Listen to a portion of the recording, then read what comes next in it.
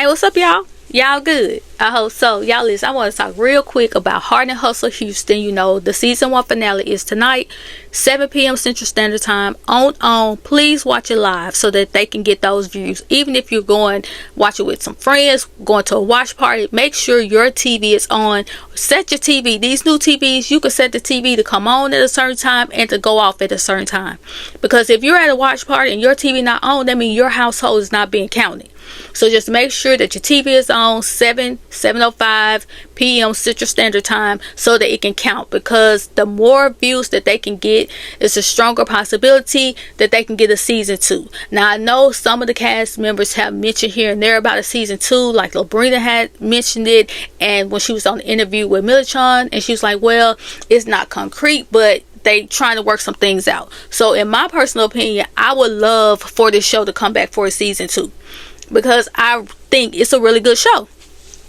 And that's why I want to know from y'all. Do y'all think that Heart and Hustle Houston has gotten the love that it deserves, like from viewers as well as from the network? Because I don't think that people have really gotten into this show the way that they should.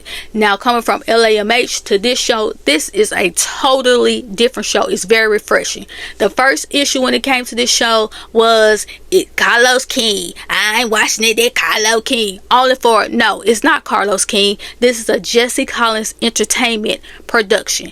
When they shop the show around, On was the one to pick the show up. Okay, so we got past, it's not Carlos King. Then the issue became, I don't know, because like, I don't really rock with On like that. And we already talked about this On situation in another video, which was an LAMH video, and I went through all of that. If you want to hear it again, I'll try to find the video, or I'll make a separate video.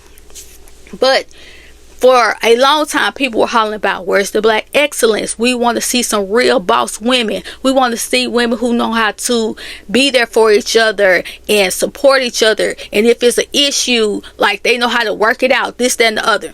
Heart and Hustle Houston gives you all of that.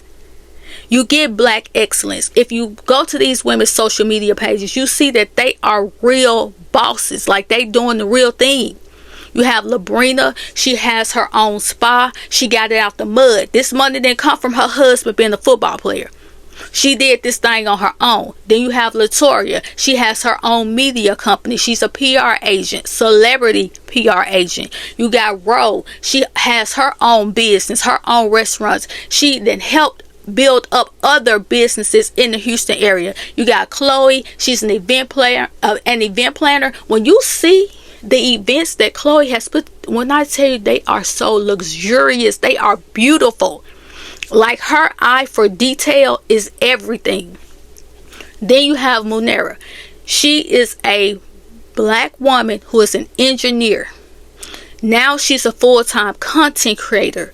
Her page, the type of her looks, skincare, hair, her daughters, it's just a wonderful thing to see.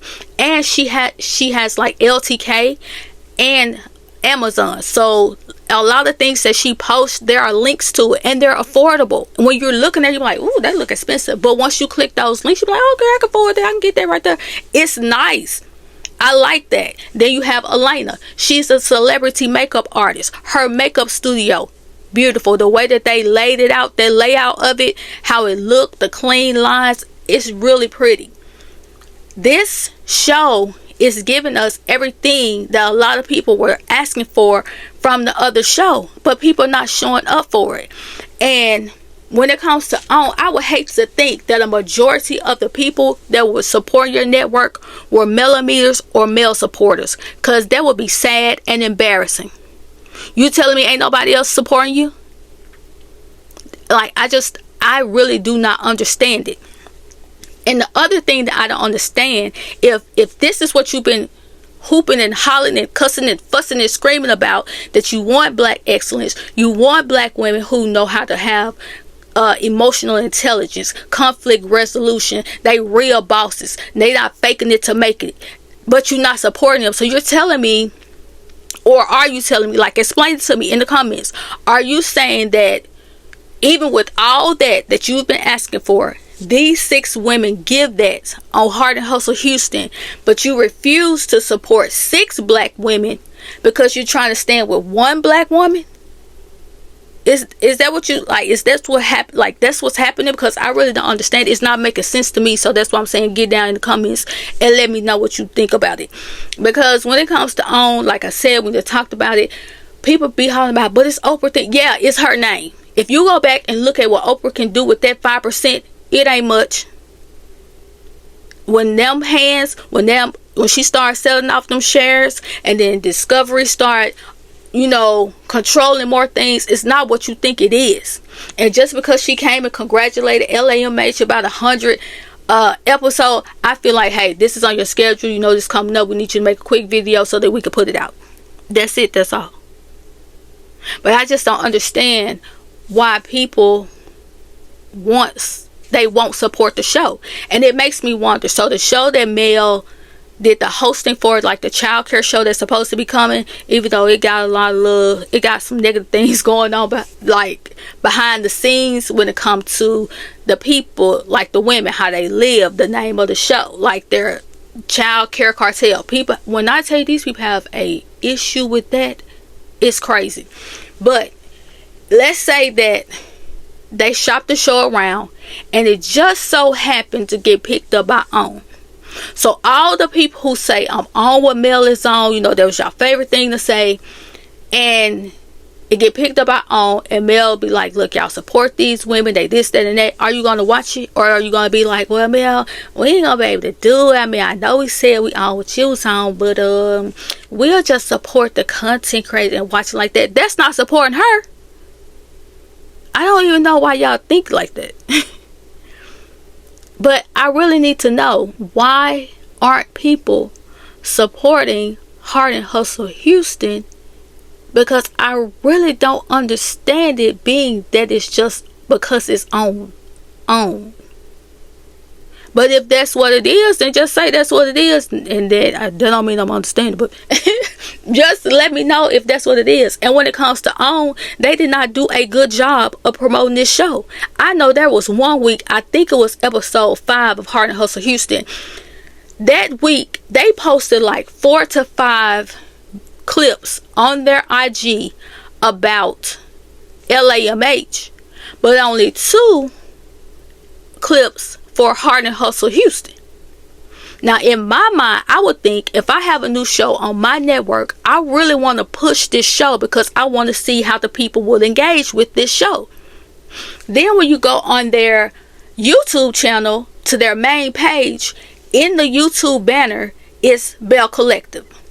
And once they put their trailer out there that Bell Collective was coming back in October, it was post after post after post about Bell Collective. It was back to back. But not so much for Heart and Hustle Houston. Then, as far as the shows, it's LAMH, Ready to Love, then Heart and Hustle Houston. Then when you click on the videos, now today, they have posted 3 clips back to back about Heart and Hustle Houston. But if you go down that timeline, it don't look like that. It don't look like that on their YouTube channel either. So, where is the push? Why weren't y'all putting more advertisements and more videos and clips and reels and shorts behind Heart and Hustle Houston, with it being your new show? But from the beginning of OWN, because I've been watching OWN from the beginning when it was struggling. Then Tyler Perry comes in, he saves it by putting a lot of his shows on it. Then you got the Avas and the Will Packers, the guy who created Greenleaf. You had shows like Too Fat, Too Fly, Deion Sanders' Family Playbook. You had Flex and Shanice, Ambitions, David Makes Man. It was so many shows.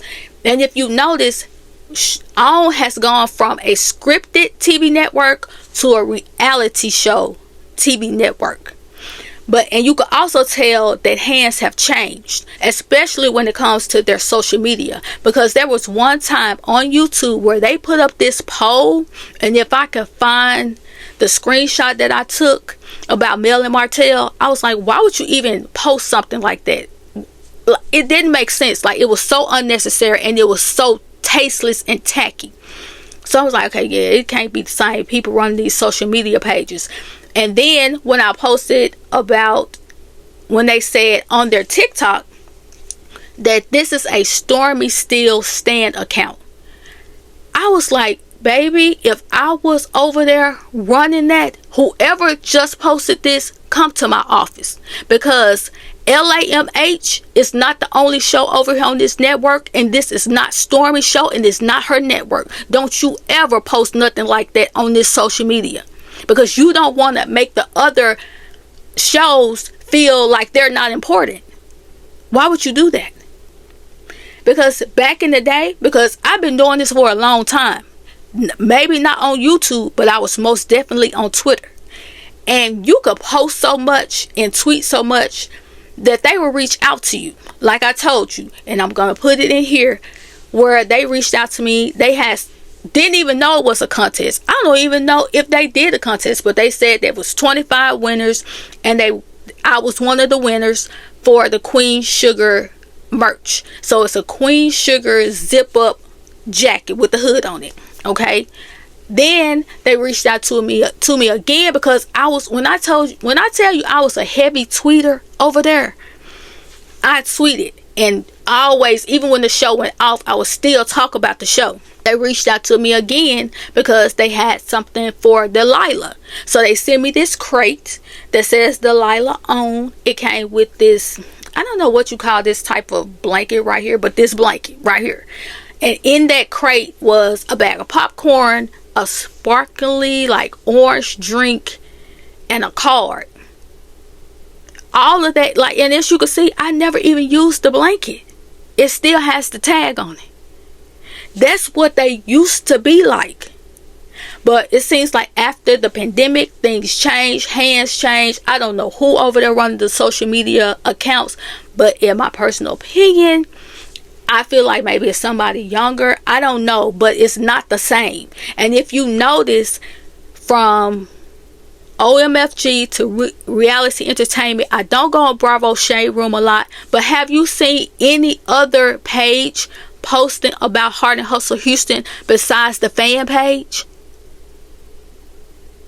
And I'm not talking about when it comes to content creators. I'm talking about those channels that post, well, those like IG pages that post clips from other shows. I really don't get it. Like, when I say I do not understand why they haven't put a great amount of effort when it comes to Heart and Hustle Houston.